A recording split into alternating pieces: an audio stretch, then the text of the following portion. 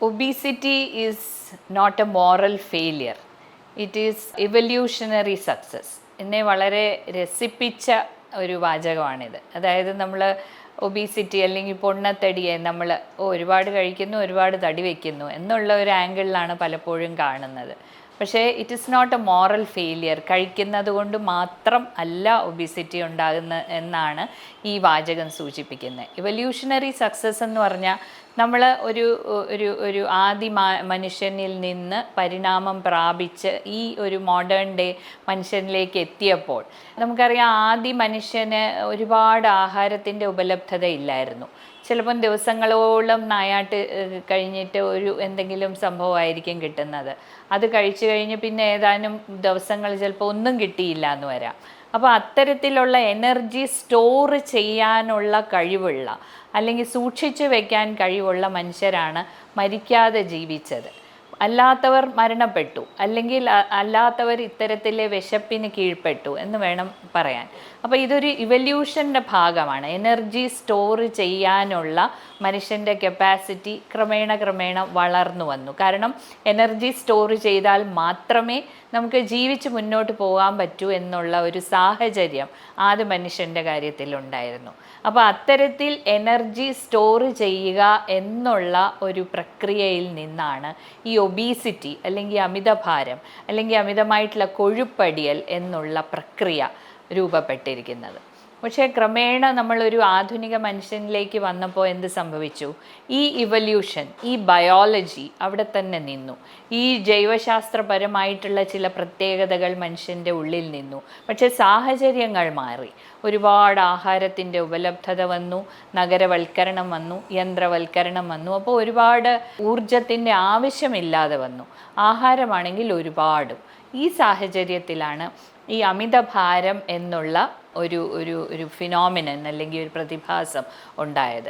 അതായത് നമ്മൾ പറയുകയാണെങ്കിൽ ഈ പരിണാമ പ്രക്രിയയിൽ വളരെ സക്സസ്ഫുള്ളായിട്ട് ഊർജം സ്റ്റോർ ചെയ്ത ആളുകളുടെ പിന്തുടർച്ചക്കാരാണ് നമ്മൾ എല്ലാവരും, അല്ലെങ്കിൽ പിന്തുടർച്ചക്കാരാണ് അമിതഭാരമുള്ളവർ.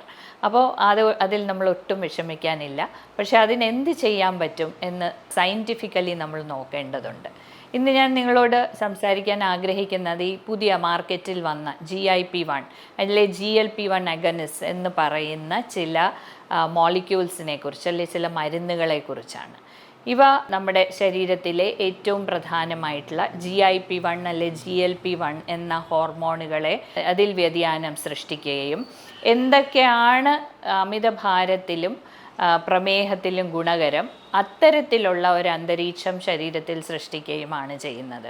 അതായത് ഇൻസുലിൻ്റെ അളവ് കൂട്ടുന്നു, ഗ്ലൂക്കഗോൻ്റെ അളവ് കുറയ്ക്കുന്നു, അതുപോലെ തന്നെ വയറ് നിറഞ്ഞു അല്ലെങ്കിൽ എനിക്ക് മതി എന്നുള്ള ഒരു സെൻസേഷൻ അല്ലെങ്കിൽ എന്നുള്ള ഒരു തോന്നൽ വേഗം സൃഷ്ടിക്കുന്നു.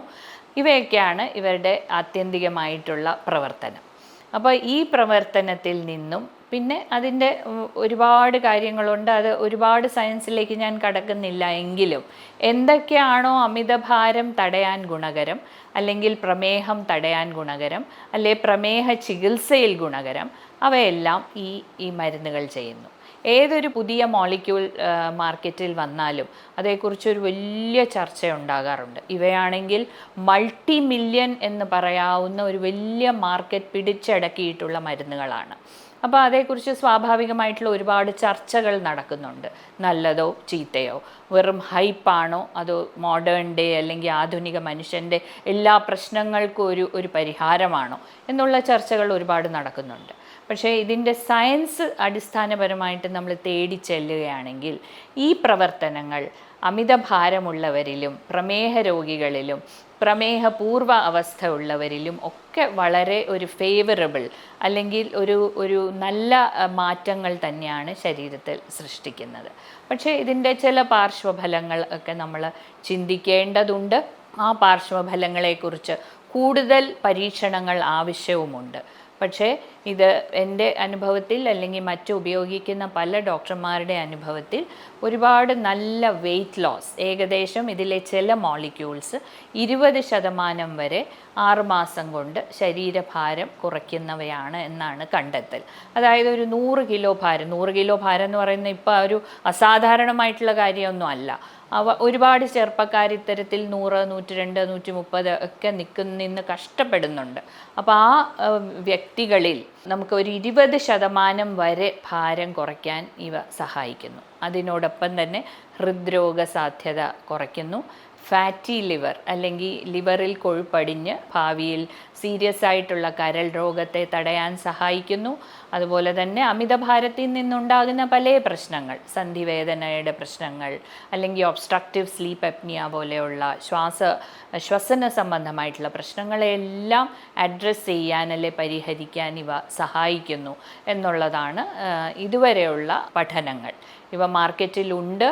അതിലെ ഒരു മോളിക്യൂളിൻ്റെ പേറ്റൻസി തീരുന്നതോടൊപ്പം ഒരുപാട് കമ്പനികൾ കുറച്ചുകൂടെ വിലക്കുറവിൽ ഇന്ത്യയിൽ അവ ഉൽപ്പാദിപ്പിക്കുകയും ഇറക്കുകയും അല്ലെങ്കിൽ രോഗികൾക്ക് ഉപയോഗിക്കാനായിട്ട് വിപണിയിൽ എത്തുകയും ചെയ്യുന്നു എന്നുള്ളത് ആശാവഹം തന്നെയാണ്. പക്ഷേ ഇതിൻ്റെ കൂടെ ഒരു കാര്യവും കൂടെ പറയട്ടെ.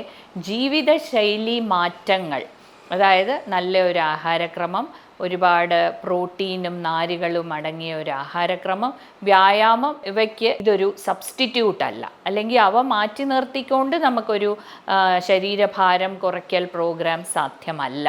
അപ്പം ജീവിതശൈലി രോഗങ്ങളും ഈ മരുന്നുകളും കൂടെ ഉള്ള ഉപയോഗത്തിൽ നമുക്ക് ഒരു പരിധിവരെ ഈ അമിതഭാരത്തിൽ നിന്ന്, അമിതമായ കൊഴുപ്പിൽ നിന്ന് ഉള്ള പ്രശ്നങ്ങൾ പരിഹരിക്കാനാകും എന്നുള്ള ഒരാശ ഇവ നമ്മളിൽ ജനിപ്പിച്ചിട്ടുണ്ട്. അപ്പം ഇതിൽ ചില മോളിക്യൂൾസ് ഇൻജെക്റ്റബിൾ ആണ്, ആഴ്ചയിൽ ഒരിക്കൽ എടുക്കേണ്ടവയാണ്. എന്നാൽ ചിലത് ഗുളികയുടെ രൂപത്തിൽ ഡെയിലി കഴിക്കേണ്ടവയുമുണ്ട്.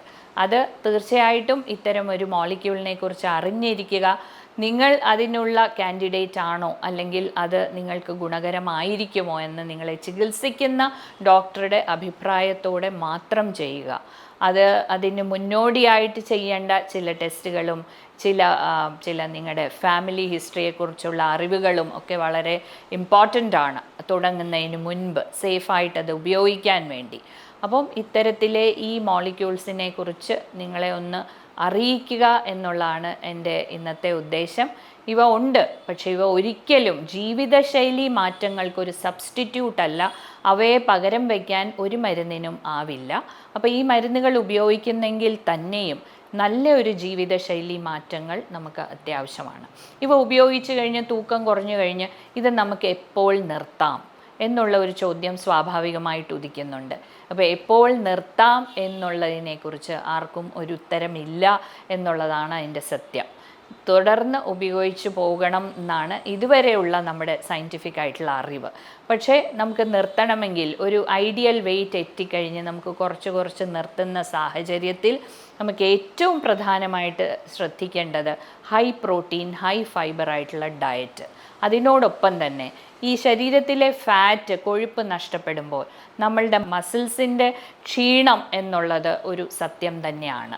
അപ്പോൾ ഇതിനെ നമ്മൾ സാർക്കോപീനിയ എന്നാണ് പറയാറ്.